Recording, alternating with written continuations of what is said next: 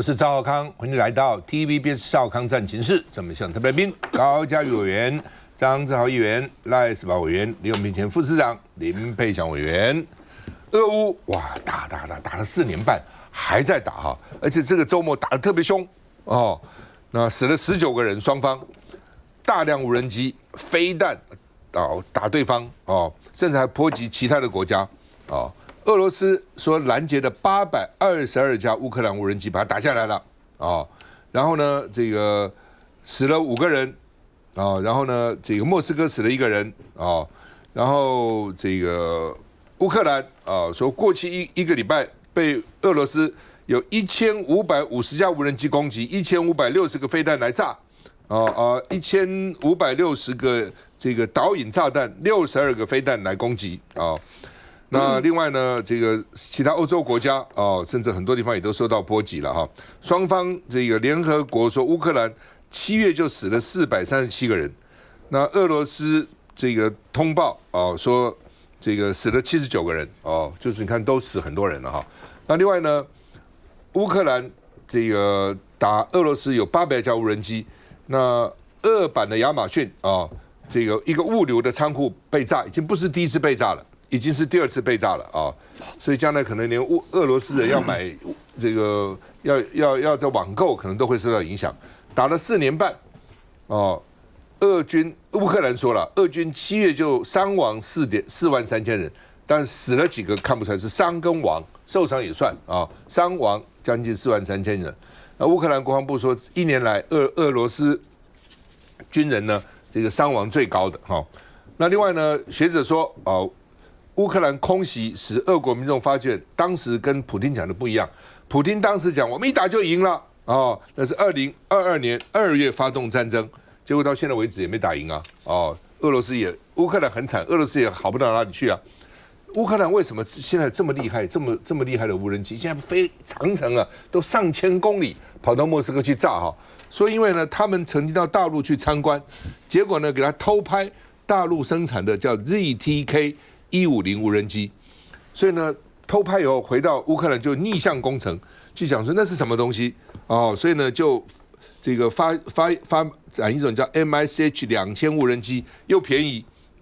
彈頭可以攜帶60公斤的彈頭，續航力到2000公里，很遠吶那售價48000美元那所以呢，這個上個禮拜就成功的把俄羅斯的 Tu-95MS 轟炸機把它給炸了所以呢，而且呢，這個無人機一發就是幾百架這樣發哈。60天的停火協定今天到期，暫停協定那《紐約時報》說，白宮早就知道談不成，所以呢，川普又回到原來的老路，什麼老路呢？就去經濟制裁、海上封鎖、石油制裁，又回到原來這個。打仗以前就是這樣嘛，石油制裁、經濟制裁、封鎖那另外呢？美國的這個林肯號一個軍艦在海上9個多月了，太苦了，又沒有新鮮的蔬菜，又沒有新鮮的水果，然後呢，那個軍人5-6千個人擠在一個航空母艦上，非常辛苦，已經有水兵受不了，跳海自殺，所以現在趕快把在這個東京灣的華盛頓號調到中東去取代這個林肯號，但是整個在西太平洋只有1架航空母艦，就是華盛頓號所以會不會中共會不會趁機來打台灣呢？這些亞洲這些國家也在想這個問題啊你問我認為打的可能性不大了，但是只有1架華盛頓號在西太平洋，你都調走了，那這邊航空母艦1架都沒有怎麼辦呢？就美國的航空母艦了所以呢，大家也在懷疑那林肯號鮮食短缺，廁所也故障，所以呢，官兵心理亮警訊，水兵跳海獲救那現在美國中央司令部的司令叫做古柏，登上林肯號登上林肯號幹嘛呢？去給官兵來勉勵他們來勉勵他們，說呢這個心理健康是首要之務因為水兵在海上久了，心理可能不健康了川普還說這什麼部署很久，我認為還遠遠不夠久我想在那裡存在着威脅，但是這趟部署的時間遠遠不夠久，你們這些受不了，對不對？這麼下就都受不了了，哪9個月算什麼久啊？那現在呢，說在荷姆茲海峽的秘密運油，每天其實超過400萬桶哦。為什麼？因為怕油價升高嘛哦。那另外呢，川普11月3號期中選舉了，民調顯示多數美國的選民自認為比以前變得窮了。為什麼？油價貴啊，物價貴啊等等，所得沒有增加很多啊，物價一直上漲啊。我們看一下。上百公尺高的焦黑濃煙直衝天際，橘紅色火舌不斷閃爍，就連好幾公里外都能清楚看到這片燃燒慘況。有俄羅斯版亞馬遜之稱的野煤電商，他們位於莫斯科州的倉庫16號遭烏克蘭無人機襲擊，火勢不斷延燒，當地緊急出動消防直升機從高空灑水協助滅火。俄羅斯指控烏克蘭16號發動今年規模最大的無人機空襲，目標鎖定基因聚集的莫斯科州。俄羅斯國防部聲稱徹夜擊落822架無軍無人機，但這波空襲仍造成至少6人死亡。另一邊，烏克蘭也持續遭到俄軍轟炸，首都基輔一處圖書市集16號凌晨遭飛彈襲擊，熊熊大火吞噬建築，只剩焦黑支架。隨着烏俄交戰超過4年，戰事持續消耗雙方兵力。烏克蘭國防部指出，俄軍7月傷亡人數接近4.3萬人，創下1年多來單月新高。不過，俄羅斯方面並沒有回應相關說法。美軍航空母艦林肯號接連爆發官兵跳海或落海事件。這個月經傳有1名水兵因心理健康因素疑似試圖跳船。That he saw, quote, the sailor run and jump off with my own eyes, end quote.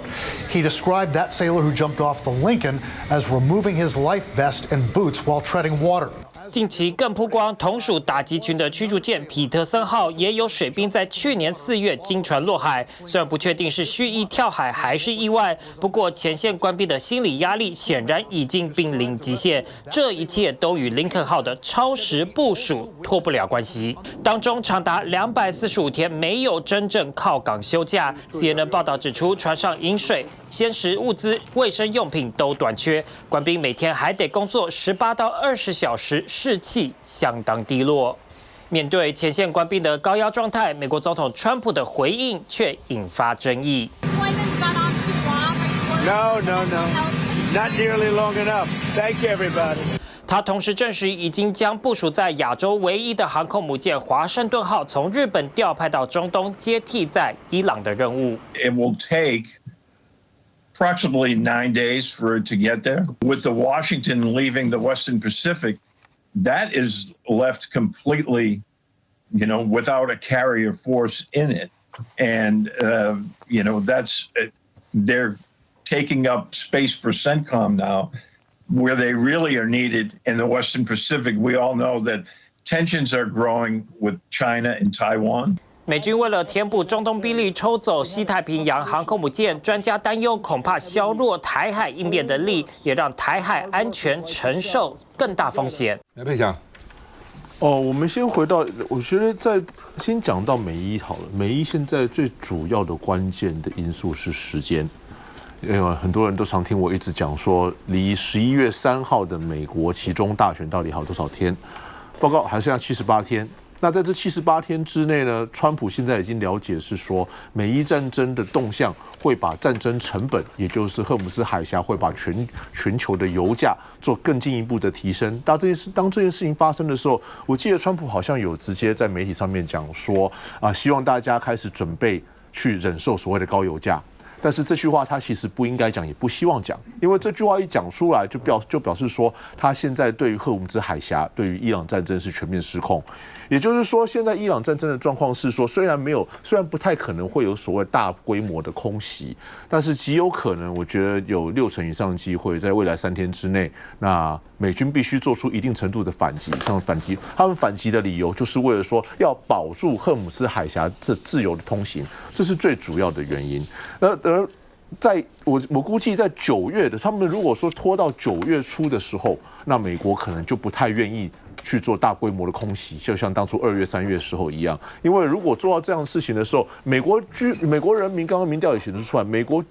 多數選民自認自己變窮，那我們是已經在變窮的時候，你川普居然還派我們的美國大兵，還派我們的美國轟炸機再去打一次伊朗，那不是跟窮兵黷武嗎？所以在這種前提之下，我認為川普現在他們處在一個很為難的情況之下，因為時間並不站在美國這邊。所有的資源面，其實美國都占有優勢，唯獨就是時間。那另外一個，剛剛也有講到俄烏戰爭，俄烏戰爭其實有另外一個值得討論的地方，就是烏克蘭現在已經變成無人機戰場的實驗地。也就是說，現在我們知道的不是只有我們剛剛聽說他們用這個逆向工程去偷取了這個中國大陸的無人機技術之外，我知道沙烏地阿拉伯、英國跟其他國家，他們的廠商也的確在跟這個烏克蘭這邊直接去做軍工上面的發展，去軍工上面的研發。那他們為什麼這麼熱烈去做這件事情？因為烏克蘭知道說他們的人口數遠比俄羅斯來的小，他們死一個，他們的有生力量就減1分，所以與其去死人，倒不如去炸無人機。這也是為什麼說無人機戰場現在從今年6月份開始，已經變成無人機跟縱深戰場的這個俄烏戰場。但是俄烏戰場很尷尬的一點就是說，雖然他們在無人機的軍工的發展上面獲得長足的進步，但是他們的防空飛彈、防空系統還是嚴重不足，不管是 HIMARS 還是 Patriot， 就是愛國者飛彈，嚴重不足。在這種嚴重不足的情況之下，他們其實針对莫斯科來的空袭，他們還是很懼怕的。所以這邊兩邊戰場其實都讓我們知道說，這個世界正在改变，而且變得很不穩定。離10月3號美國期中選舉剛好算一下77天，77天。現在川普的民調有史以來最低的，所以他也很緊張。来，是吧兄？川普的民調大概30幾%吧，我整理了一下哦，3月份。美國他们就有相關的民調的調查啊，3月份的時候，他的調查是66%的美國人希望盡快的結束伊朗衝突，即便他後面很重要哦，即便無法達成所有的目標，也就是說，我不管你原來設定目標是什麼，包括核設施，包括荷姆斯海峽，這些都沒有達到，也沒有關係，你趕快結束66%，4月份的時候。3月份不要再打了啦，對，不要再打。4月份的時候說70%，說盡快達成協議，結束伊朗戰爭70%。然後呢，到了7月份，後來又到了要80%，所以你就發現到70-80%，你就相對應來講，這個川普他的民調剛好跟這個是成反比的，就是希望你結束，那些人都不會投川普，所以到川普就有37%，所以民調之低啊。那川普現在就靠什麼？他就打的牌是924，啊，924跟習近平第2次會在華盛頓會，他是靠是靠這個來幫他拉票。那剛剛你提了一個，我們主持人提一個很有意思的題目，說，會不會美國現在這邊呢，西太平洋這邊空虛，然後老過來打台灣？以川普來講的話，他不用軍力來介入，他用什麼？用感情。他說：“因為習近平跟他關係很好，他是靠這個啊，他說感情很好。但是你要想一想，川普在選總統的時候是說什麼？你敢打台灣，我轟炸你北京。後來就不是哦。他說我的好朋友、好哥們，所以呢，因為我們的感情，所以他一定不會打台灣，最少我的任內。然後他又講得很清楚了，說台灣跟大陸來講是50-60英里嘛，對不對？算起來的話是90幾這個公里啊。”那如果是這個從美國飛過來是1.5萬啊，所以這裡面來講，他說怎麼可能去那個嘛？簡單來講，川普就是什麼？台灣來說的話，他認為他任內老公不會打台灣，所以最後我回過來講的是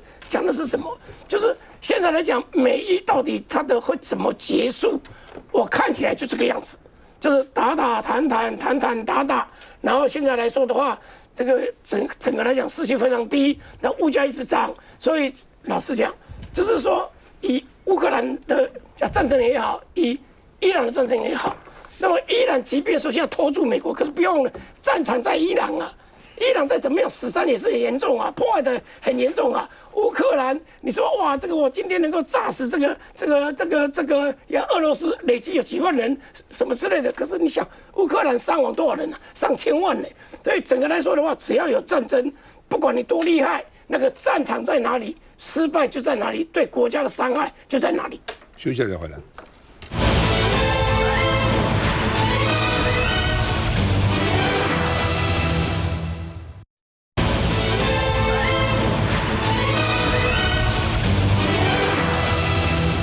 好，日本啊，最近引起韓國跟大陸的不爽啊，因為呢，81年中戰就是打敗了啦，哦，那他們每年要去祭拜啊，結果呢，高市長們沒有提反省，而且還是遙拜靖國神社，什麼意思？就是說他以前當部長的時候是有去靖國神社親自參拜的，但現在因為當了首相，怕引起太大的爭議，就是離那個靖國神社大概幾百公尺一個停車場，在這邊拜，先拜2次，然後2次拍手，再拜1次，然後呢自己拿錢，自己私下用自己的錢捐啊，那所以呢，但是像德國2戰以後都常常反省，覺得自己做錯了，日本從來沒反省，很少，就是偶爾1、2個人講說當時要檢討，基本上都覺得自己是對的，甚至還講那個聽起氣死人的話，他說我們不是侵略別人，我們是為了自己防衛自己，到處打大東亞共榮圈，對不對？必勝，你們在臉上那個叫做自己防衛自己，自衛根本就是侵略別人嘛，但他就不承認，始終不承認啊。所以為什麼死了幾百萬的中國人跟南韓被殖民也很慘，很生氣啊？那另外呢，這個本來原來的稿子有反省與歷史的教訓，把它拿掉了啊，那只是改成絕不能讓戰爭慘禍再次發生，這個是表示反省而做錯了，這個是未來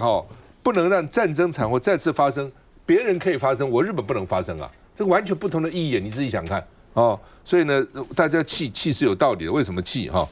那另外呢，日本的國防部長小泉也去參拜靖國神社，所以韓國外交部說這是遺忘歷史，表示遺憾跟痛心啊。那因為你不認錯，將來就可能再繼續幹了，可能再發動啊。那另外呢，這個大陸的國防部說，日本防衛大臣是為軍國主義揚帆招魂，軍國主義要復甦了，那另外呢，因為所謂黨4億，就自民黨的4個最重要的幹部也都去了。今年大陸外交部說，靖國神社是事實上的戰犯神社，因為當時呢，這幾個主要的戰犯都在裡面牌位都在裡面啊。那另外呢，這個高市早苗還去說自己出錢給這個祭祀費，所以大陸的這個大使館就說不要再走向歷史的被告席因為當時打完仗以後，日本也很慘了啊。那另外呢，所以日本跟韓國的防務合作也可能會受到影響。那方恩格是國際政治觀察家了方恩律師，他在發表昨天就問說，那日本也去這個韓國也抗議大陸也抗議，那台灣到底是怎樣呢？結果我們現在被逼的，今天呢說尊重。外交部呢說表達尊重，希望我們將來能夠共同維護區域和平穩定，這是廢話。你尊重什麼？你當然要抗議。你台灣也做過日本殖民地50年了，也是做過殖民。開始的時候，日本人對你好嗎？對不對？後來是因為要把你當成他的這個南向基地，所以在這邊收取你經濟上的這個成果。你不要講別的嘛，我就問你說，日據時代結束以後，日本培養了多少個台灣的大學生？你自己去算。而且很多科系還不能念，只能念什麼醫啊、農啊等等。很多科系是不能念的。尤其那種很多中學，日本人收的學生可能是台灣的10倍，台灣很優秀才能去念。日本的孩子就算很平庸，也可以去念，是這樣對待台灣人的。然後呢，你還尊重什麼鬼啊？那另外呢？共軍在渤海海峽跟黃海北部軍事演習持續30天，持續到30日。今天這個17嘛，持續到30日啊。那另外呢，川普不滿南韓因為在不支持他的伊朗的政策，所以下令五角大廈現在在南韓跟南韓跟美國在軍演縮減規模。就是說你南韓不支持我在伊朗的政策，縮減規模。那不但縮減規模呢，還把他跟金正恩2019年7年以前的合照PO出來。你這時候PO這幹嘛呢？你那邊美軍在跟南韓演習，這邊PO一個我們哥倆好那另外呢，美韓一個叫做自由護盾演習當時呢，現在呢，在這個演習當中提到第一島鏈，以前沒有提過第一島鏈而且美國大砍這個軍演的規模。所以《紐約時報》就酸川普說：“那金正恩曾經罵你老糊塗，你忘了？還 po 那個相片跟他在一起。”我們看一下。日本的右翼組織手持旭日旗進入靖國神社。8月15號是2戰結束，也是日本投降81週年。上千名日本人來到靖國神社參拜。